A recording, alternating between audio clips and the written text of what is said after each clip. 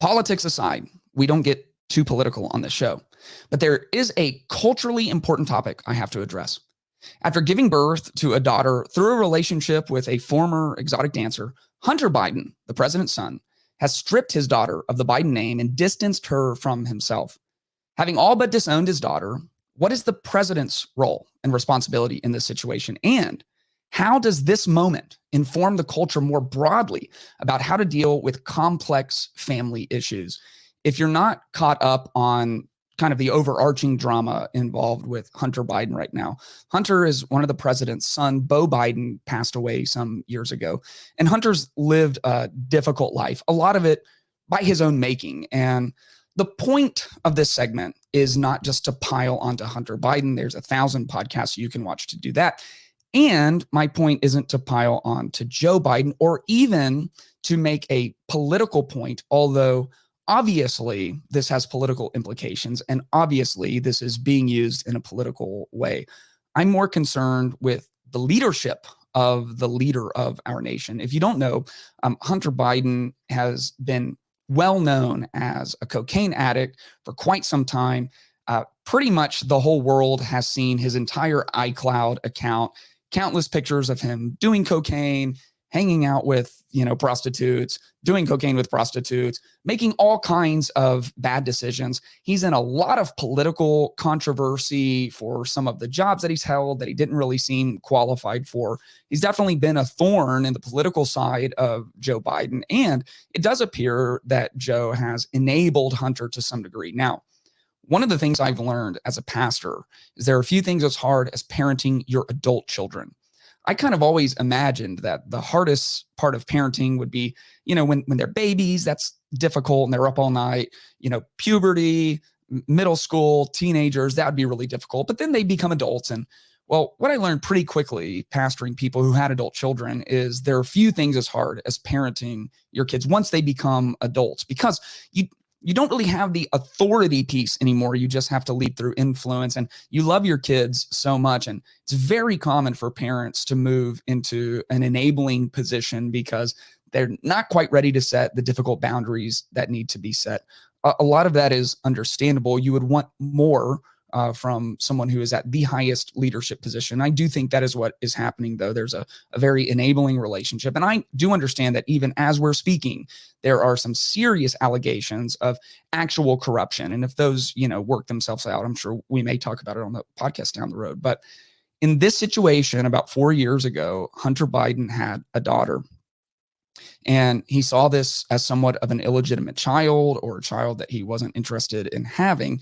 And he's done just about everything he can to distance himself from this child. He's fought to pay less and less child support, and also to remove the Biden name. She won't have access to the Biden name. All of this is obviously very sad. In the final settlement, he has to pay a fraction of what he was paying in child support. And I guess he started doing like paintings or whatever. So the daughter gets to, choose a few of her biological dad's finger paintings, and like that is going to make things better for her or something. So all in all, it's a very sad situation. It's quite personal to me because I am an adoptive dad. And this girl is 4 right now, which means she's starting to figure things out. And the mom says she knows her grandfather is the president of the United States, and that he has nothing to do with her. And she will get older and she'll have more and more questions. My daughter is 11 years old, and the older she gets, the more questions she has. And she, every couple of weeks will ask some new question about one of her biological parents. And it's just so difficult. The sense of loss and the wounds that come from being removed from family members. So to me, again, I'm not as concerned about the political issue, although I know it has political ramifications. What I'm concerned about is leadership. I believe in leadership. I lead an organization. I lead a staff of people. I have leadership roles in my family. And here's what I know. They keep saying in the press, this is a family issue. You guys shouldn't even worry about this. But people are worried about it. And one of the things that happens is the higher you go in leadership, the more rights you give away. And some of those rights are your right to privacy, because being a leader is also being a role model.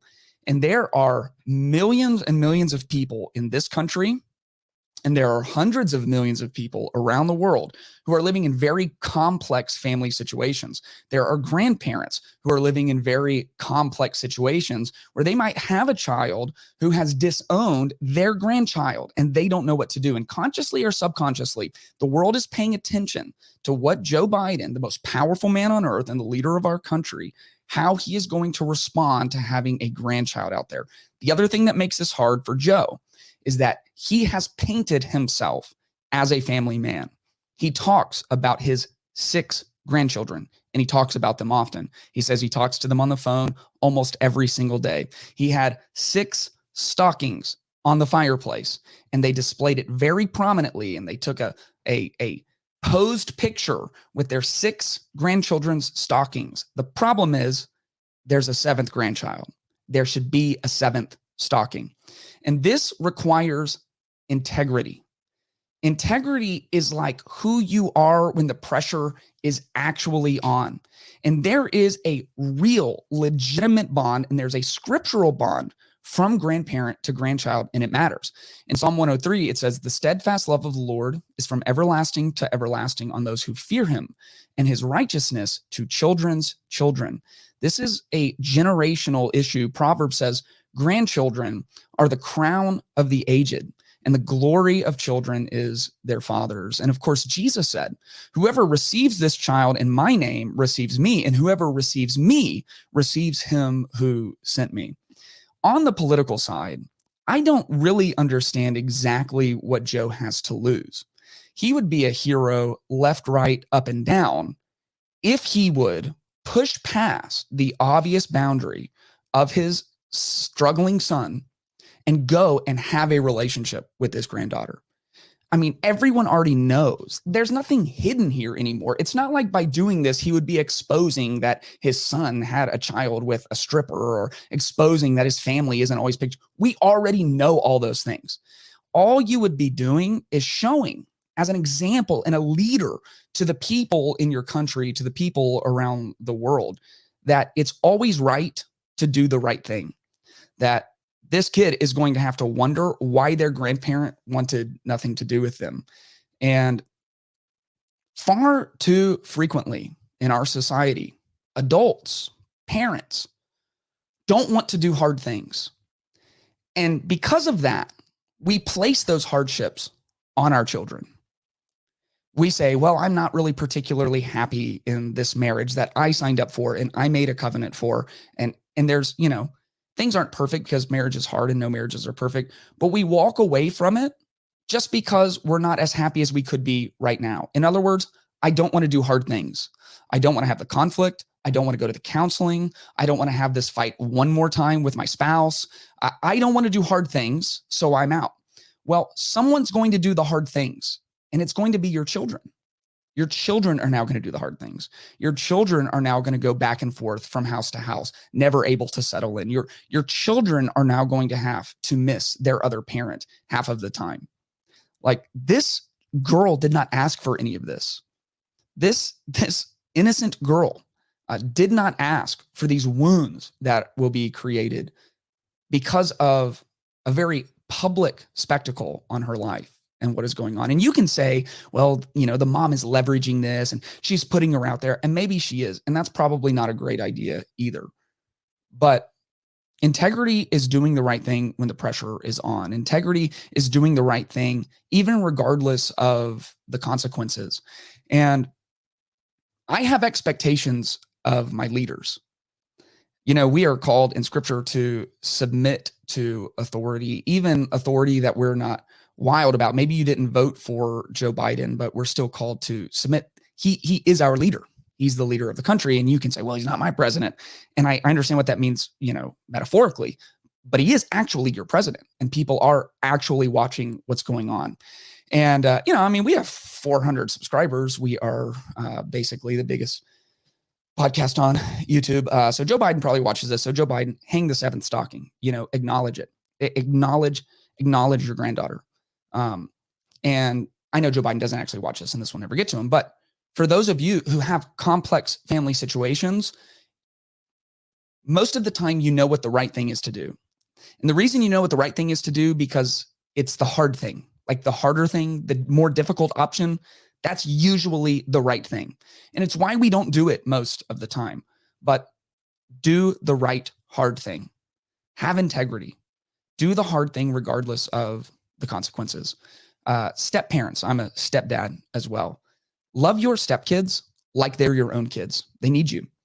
They are bearing heavy weight that they were not meant to bear. Adoptive parents, man, God bless you. Love your kids well. Do everything you can to help them address those wounds left from the people who left them. And man, if you're in a position of leadership, realize the higher you go up in leadership, the more rights you give away. You lose a lot of your right to privacy. You've become a role model, and people want to know not just how you organize the executive branch of the government. They want to know how you organize your family. They want to know how you spend your time. They want to know how you handle difficult situations. They want to know whether you are willing to confront your degenerate son who has sold off his daughter for some finger paintings and actually be the grandparent you should be anyway. That girl will thank you. You'll change her life. I think America will thank you. And it would mean the world to me as a leader for you to set that kind of example. It's not a one-for-one example, but there's this incredible story in the book of 2 Samuel, and it's about King David. King David, a man after God's own heart. Part of David's story is he was next in line for the throne, and the current king, King Saul, became enraged with jealousy, and he tried to have David killed. Eventually, David had to flee. He lived in these caves with like a really ragtag group of people for a really long time. Eventually, God did give him the kingdom. And here's one thing to know about the ancient world. When a new king came into power, especially when there was conflict with the other king, they would kill everyone associated with the old king. I mean, they would just wipe people out. And the family of Saul assumed that same thing would happen. But in 2 Samuel 9, David asked, is there anyone remaining from the family of Saul? And when he asked that, people probably thought the next thing would be, so I can go like wipe them off of the face of the earth. Instead, he said, so I can show kindness to them for Jonathan's sake. There was a servant of Saul's family named Ziba, and they summoned him to David. And the king said to him, are you Ziba? I'm your servant. So the king asked, is there anyone left of Saul's family that I can show the kindness of God to? And they said, there is still Jonathan's son, who is injured in both feet. And the king asked, where is he? And Ziba answered, you'll find him in Lodabar at the house of Machir, son of Amiel. And so King David had him brought from the house of Machir. And Mephibosheth, son of Jonathan, son of Saul, came to David, fell face down, and paid homage. David said, Mephibosheth, I'm your servant, he replied. Don't be afraid, David said, since I intend to show you kindness for the sake of your father Jonathan. I will restore to you all your grandfather Saul's fields, and you will eat meals at my table always. And Mephibosheth paid homage and said, what is your servant that you take an interest in a dead dog like me? And the king summoned Saul's attendant and said to him, I've given to your master's grandson all that belonged to Saul and his family. You, your sons, and your servants are to work the ground for him, and you are to bring in the crops so your master's grandson will have food to eat. But Mephibosheth, your master's grandson, is always to eat at my table. Now, this isn't like David's son's illegitimate child, but this is a complex, very tense situation. I mean, Saul worked tirelessly to have David murdered, and now Saul's grandson is going to eat at the table in the palace forever. Mephibosheth, who came in to David, fell face down, just ready for the sword to fall. He knew the drill. He knows how this works. And yet David extended kindness. People are watching what leaders do. People are watching how leaders lead and how leaders love. And it is incumbent on all of us, whether we are the janitor at our local middle school or the president of the United States, someone is watching us. And you will have complex, tense situations in your life. Choose to do the right thing, especially when there are kids involved.